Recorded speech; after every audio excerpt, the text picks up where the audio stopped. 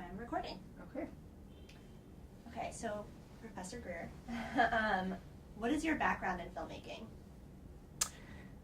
So I'm an independent filmmaker. I've made a number of films that are kind of feature-length narrative films. I've made short films. I've made documentary films. I've even made a couple kind of quasi-experimental films. I started making films in, I guess, 2000, maybe a little bit before. I wasn't somebody who grew up knowing that they wanted to be a filmmaker and making movies with my Hi8 camera or something like that. Since I was 10, I don't have that kind of story. I started off, or kind of got interested in filmmaking later through some other things, through theater and some other stuff. But then did one of the things that kind of launched my film career, or my interest in having a film career, was that I did research for the late, great Henry Hampton, who was the producer and director of the Eyes on the Prize series, a kind of very famous public television series documentary about the civil rights movement. And so I didn't work on that series, but I worked for him on a project that he was hoping to do at the time, doing some research. And that was one of the things that kind of, cemented my interest in film. So that and the theater work, I went back to study film, went to film school, and kind of been making movies of a variety of kinds since then. Perfect. Well, what are some of the legal issues documentary filmmakers should be aware of when filming? Oh God, there's so many, particularly in this country. I think the things that come up that documentary filmmakers are least aware of are, I think people think about the immediate interview subject of their documentary and maybe getting released from them, but they don't think about the space, so the locations. Sometimes you need releases from, the things that exist in the space, artwork in the background sometimes. I mean, people don't think about those kind of things. Music, right? And I think so many documentary films have run into trouble around stuff as simple as like music, right? That it becomes very critical, as music is often to all kinds of films, very critical to the storytelling, or is somehow like taking place in the milieu where the documentary is taking place, being filmed, and then it's not cleared, and then it's a problem,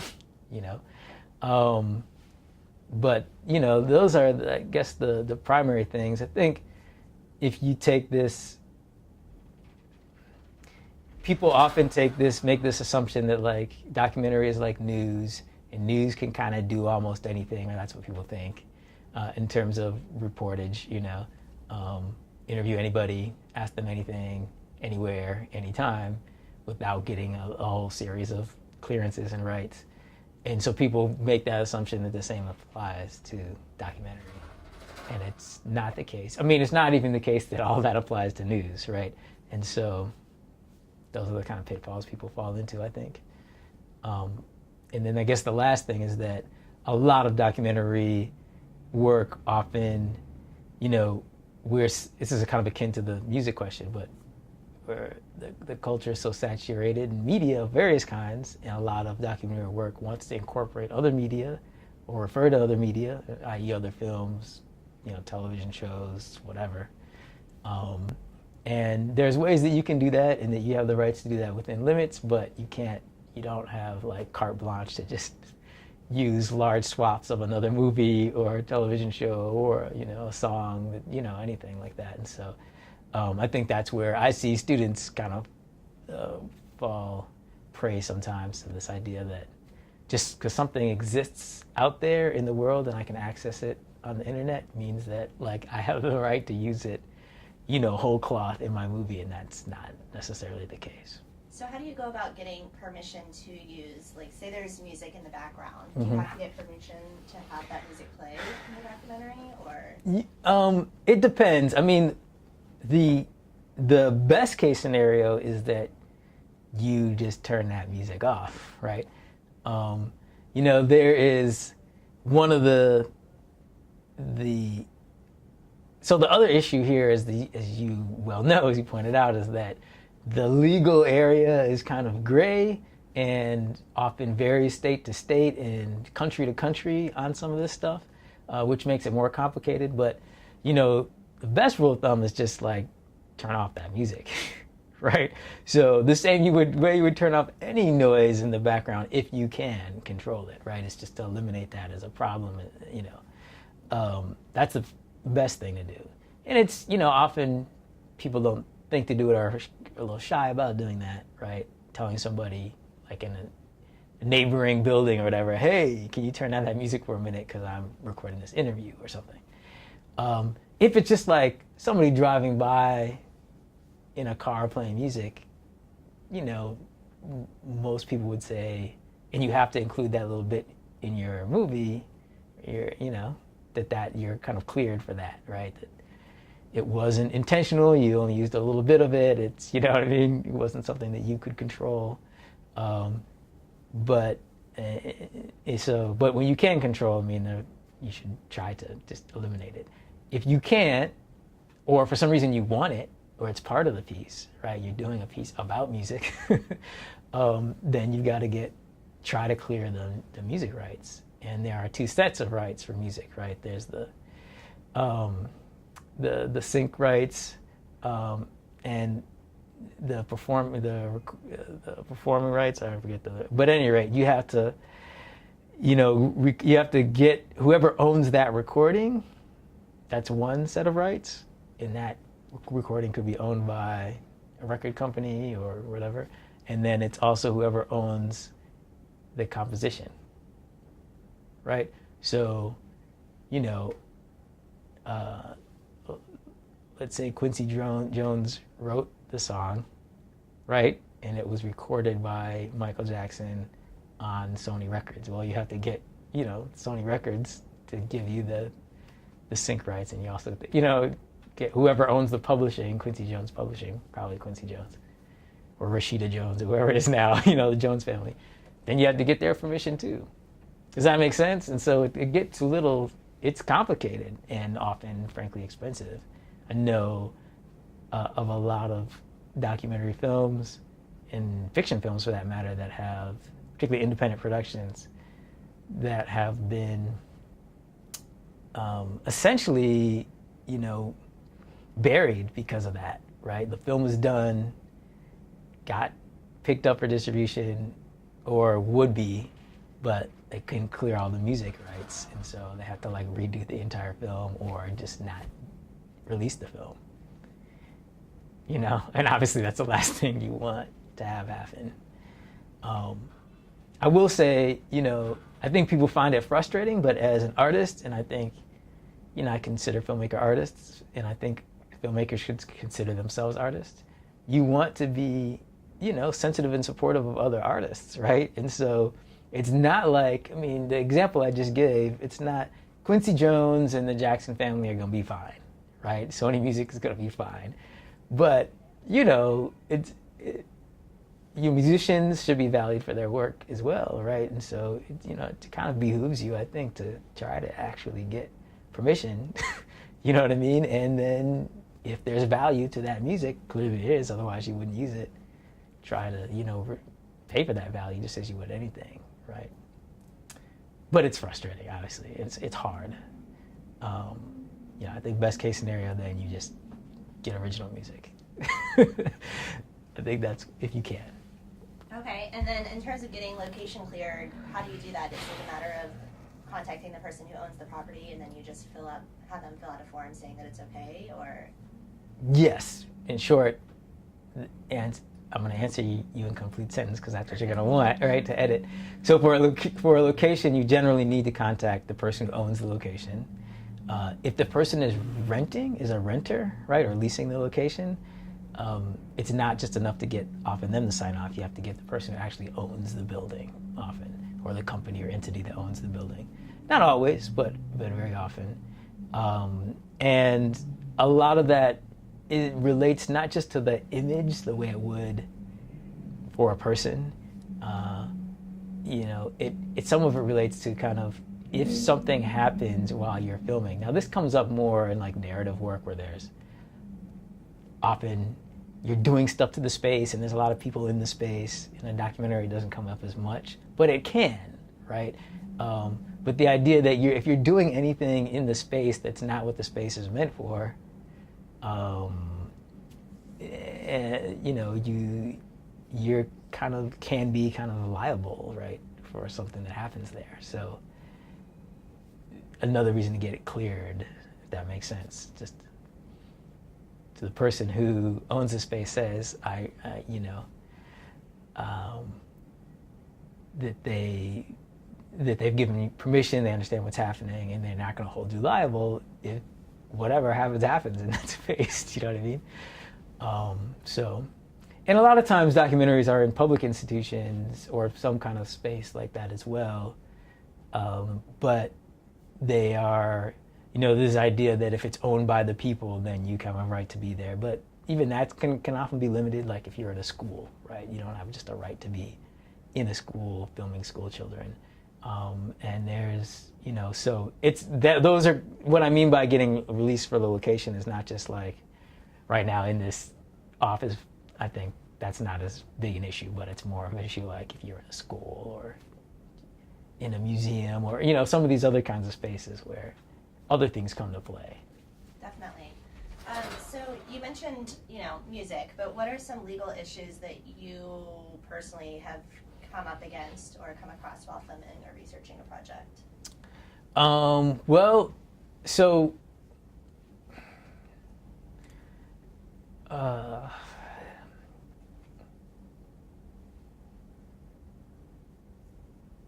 I'll give you 3 examples. One with music, one with other media, one with something that had nothing to do with those 2 things. So with music, I made a dance documentary that aired on PBS or some public television, like a few dozen public television stations around the country. And so, you know, the dancers were dancing to music. That some of which was, not popular music, but stuff that obviously it wasn't original for the dance. And so one piece, for example, that was critical to the documentary, and I ended up, in fact, titling the documentary in part based on the song. The song is "I'll Fly Away," which is kind of a gospel song.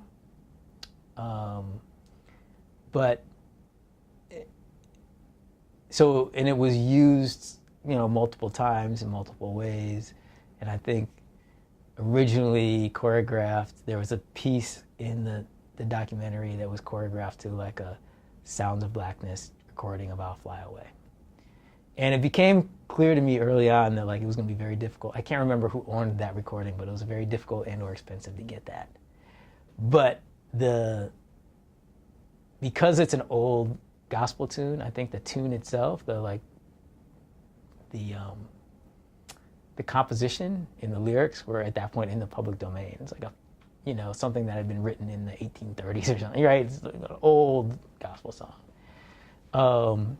And so what I ended up doing is, essentially paying. It was cheaper for me to pay for a musician to record an original recording of "I'll Fly Away" than it was to get rights to the recording. Does that make sense?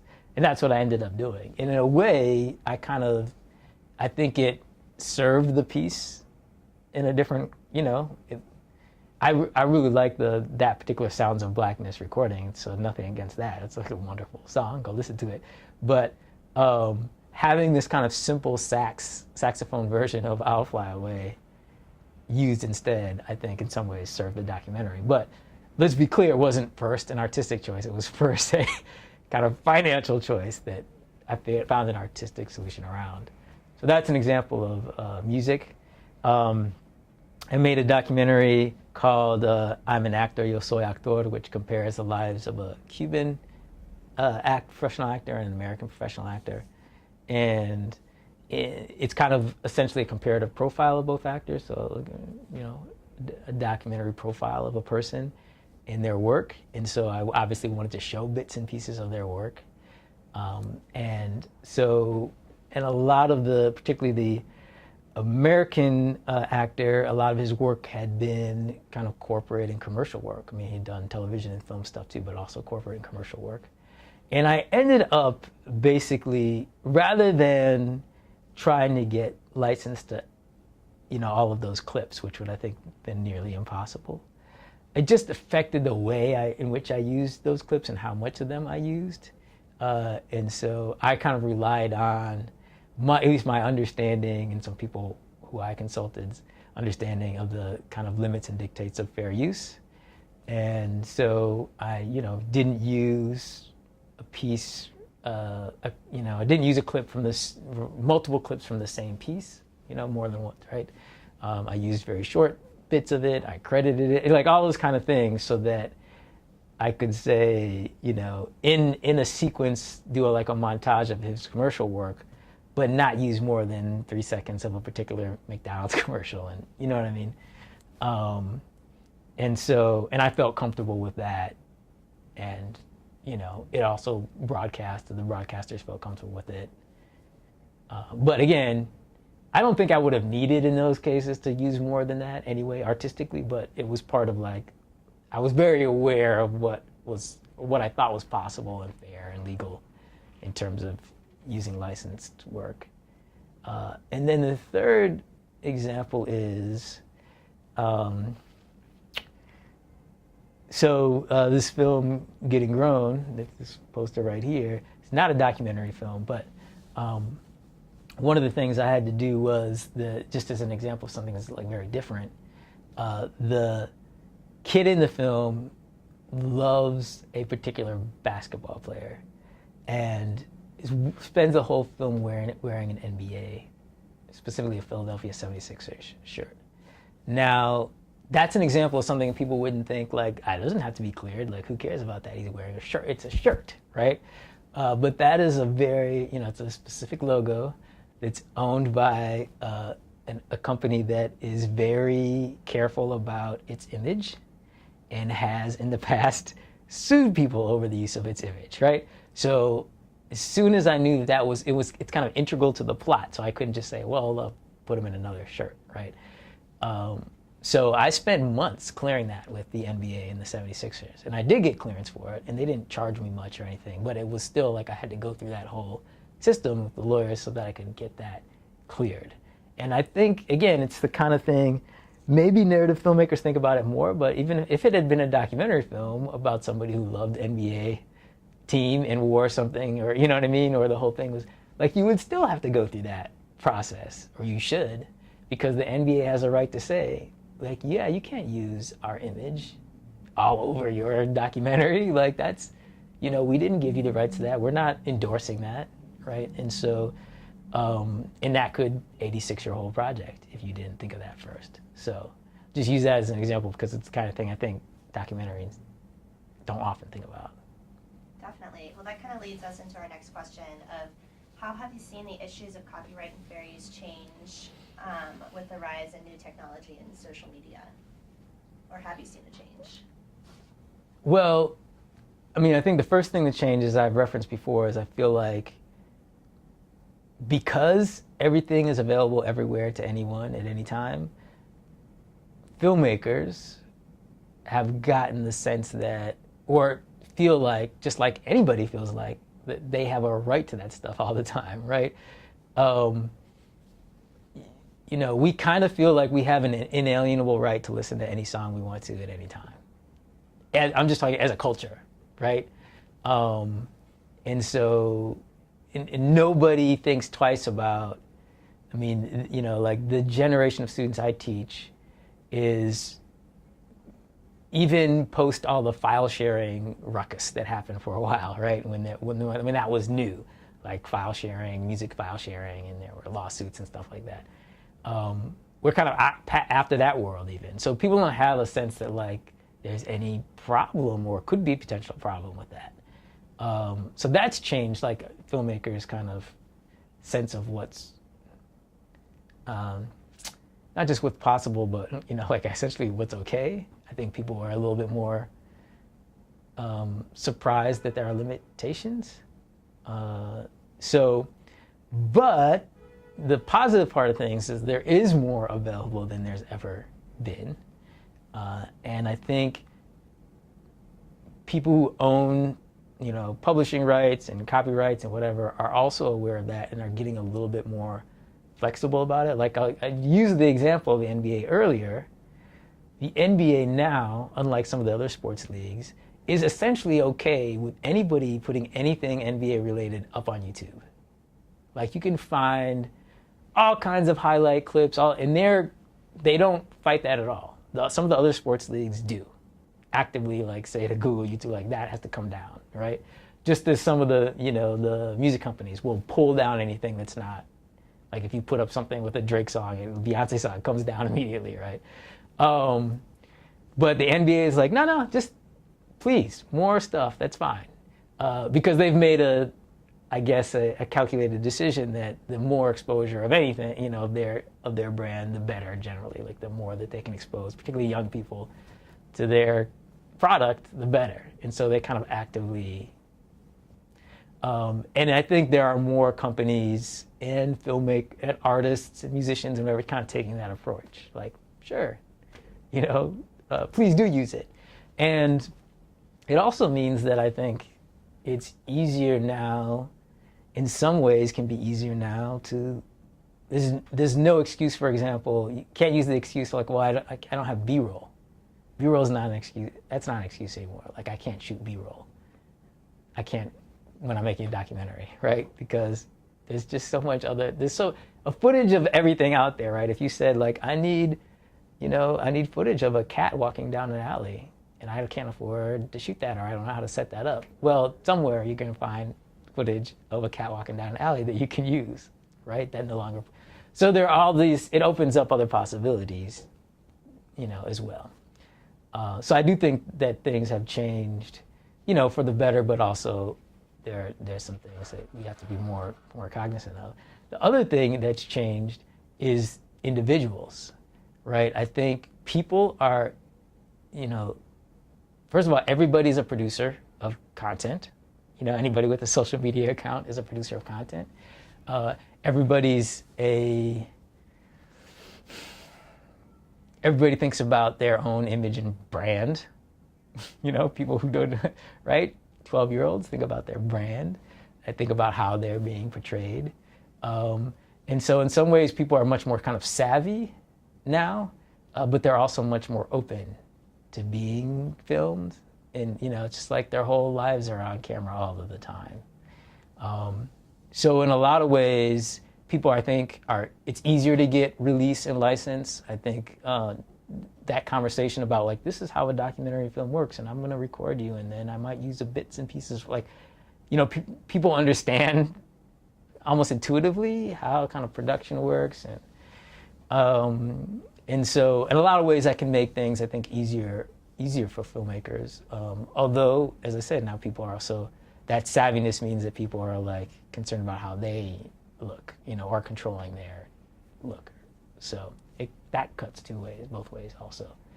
But I don't get as much, at least in my experience, I don't see as much kind of pushback around, or people even freaking out around like there's a camera in the space. It used to be like you would go to a space with a camera there and people would be like, what is this camera doing? What are you doing? What's your agenda? You're making me nervous just being there. I might not be the subject of the piece, but I'm still need to like talk to you about what you're doing. And now that just doesn't come up. People might be curious, but you get less of the like, people freaking out just because it's there, Sure.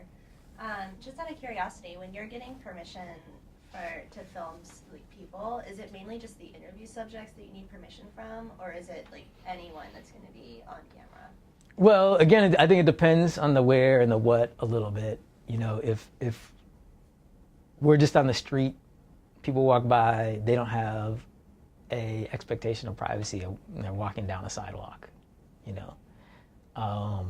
So if you're in a school, kids have an expectation, or their parents, that they're not going to show up on, you know, just any film. Now, having said that, even, you know, like places like schools and daycares or whatever are getting savvy to this, and they'll often have you sign as a parent, I know because I have kids, like essentially a blanket release. You know, I'm okay with my kid's image showing up somewhere if somebody comes to the school, you know. Now, usually they're thinking in terms of their kind of marketing, you know, the school's website or whatever. But sometimes it's applied pretty broadly, you know. But again, having said all that, I think as a filmmaker, you need to be aware and thinking about that.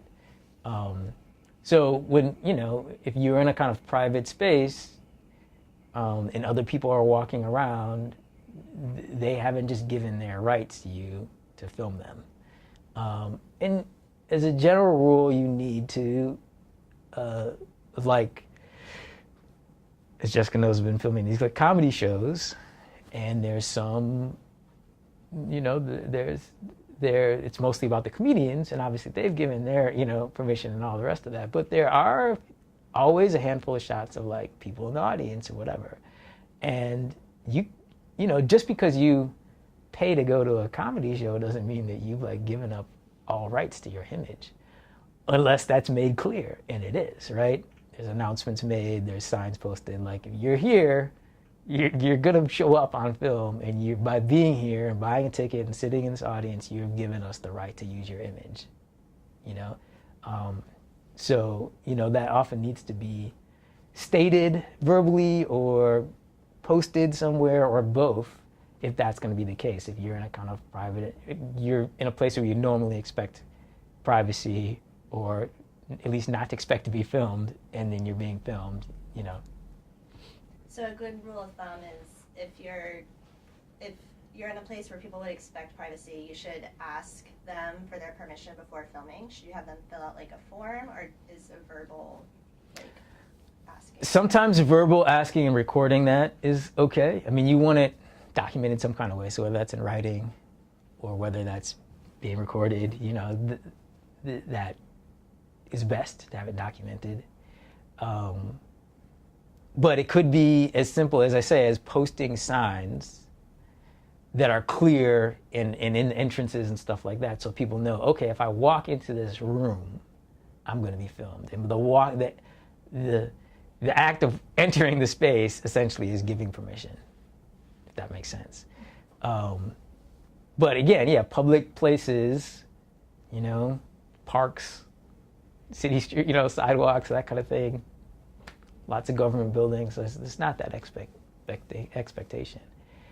You know, even if I'm sitting in my car, I'm thinking, okay, my car is a private space, but if you can see me, you know what I mean, and the camera can see me, then I don't expect privacy. I mean, just the same way you wouldn't do anything in your car and be like, well, I was doing something illegal and somebody saw me, but I had an expectation of privacy. It's like, nah, you know, you don't, you know. Or your windows are wide open in your house and somebody walks out of the sidewalk, sees you doing something in your window, you can't be mad at them because your window, you know, blinds were open and you were doing something in the front room, you know. So I think that's the general rule of thumb. I think there's also, it would be remiss of me to say what's kind of legal and what's moral aren't always the same thing, particularly in this country. And so, you know, and often what's moral is strict. There's a stricter rule, right, or a higher bar than what's legal, unfortunately. So I think it's also worth asking yourself, as a filmmaker, like how, because then you know you'll, for the most part, you will have gone above the legal bar too. Asking yourself as a filmmaker, you know, what is right here in terms of the people who are going to show up on, you know, in my footage. What would I want to know? What would I want to know if it was like my child or somebody else? You know what I mean? And kind of following, letting that be your guide as well. Well, what is some advice you give to new filmmakers about best practices in terms of making sure everything's legal and above board? Yeah. Well, as I say, I think using your own sense of right and wrong and following that, right? Could I have you say some advice I would give to okay, filmmakers? Yeah. So advice I would give, and I do give to new filmmakers working on documentaries is to think about, as I said earlier, how you would want your image used or your work used, and kind of let that be a guide to some degree. Making sure that you're kind of open and forthright with your subjects and the people that you're filming. I think no one has ever gotten in trouble for asking too much permission, if that makes sense. So even if it's not absolutely necessary, or you're not sure if it's necessary, err on the side of asking permission. Sorry, it's probably my phone. Even if it's not necessary, err on the side of asking permission, getting release and that kind of thing. I would say that anything that you know is going to be a primary subject or content in your documentary, you should definitely think about release for those things. People, so anybody you're in an interview or is going to appear multiple times, you should think about release. Anything that's going to be the kind of primary subject in terms of it's like artwork or something like that, you should think about release. Like anything that's really critical and central to your piece, you should think about releases for those things and those people. And then remember that just because you have access to something, whether that's copyrighted, protected footage, music, whatever, doesn't mean that you have the right to use it. It's not the same thing, having access to it and the right to it. And so you just want to think carefully about those things. Yeah. And know the basic dictates of fair use. There are some guides now that have said these are general, kind of rules to live by in terms of fair use. And it's useful to know those things and kind of what lines you can go up to in terms of fair use. Perfect. Is there anything else that you want to say? No, I'm glad you guys are doing this. It sounds like a good project. Awesome. Did I cover everything you guys wanted? I think so, yeah. It was Thank super you so much. informational. Yeah, that was Good. great.